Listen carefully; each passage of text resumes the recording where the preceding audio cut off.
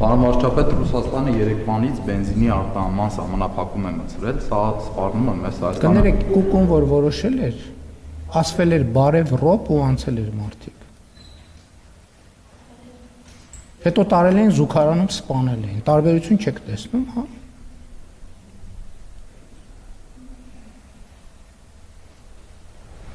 Հարցս նորից կրկնեմ, Ռուսաստանը երեկվանից սահմանափակում է մտցրել բենզինի արտահանման մասով, սա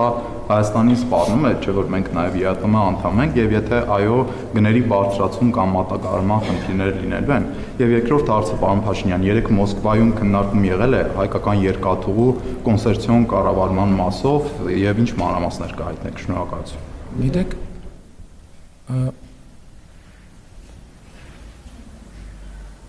նավթամթերքի շուկայում տեսնում եք ինչա կատարվում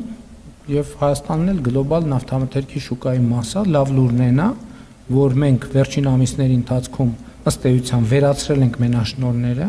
որոնք լրացուցիչ գնագոյացում էին առաջացնում Հայաստանի Հանրապետությունում եւ նաեւ այլընտրանքային շուկաներ ենք ներմուծման ստացել եւ կարծում եմ, որ շատ թե քիչ Հայաստանի շուկան պատրաստ է այդ իրադարձությանը։ Ինչ վերաբերվում է երկաթուղու հետ կապված, այո, մանրամասն քննարկվել է եւ մանրամասն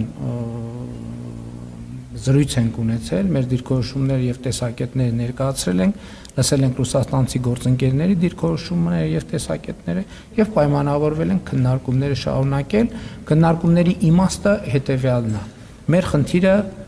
ընդամենը ձևակերպված է մի նախադասության մեջ, որ Հայաստանի Հանրապետությունը այս պայմաններում իր մրցակցային պոտենցիալ առավելությունները կորցնում է։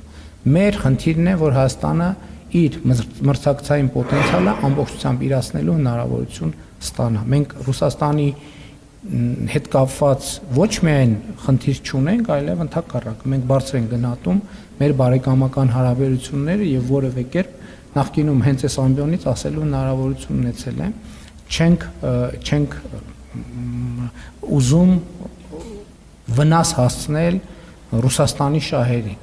բայց մյուս կողմից այս իրադրությունը մեր մրցակցային առավելությունները օգտագործելու հնարավորություն չի տալիս եւ մենք իրար հետ պետք է մտածենք ինչ լուծում ենք գտնել։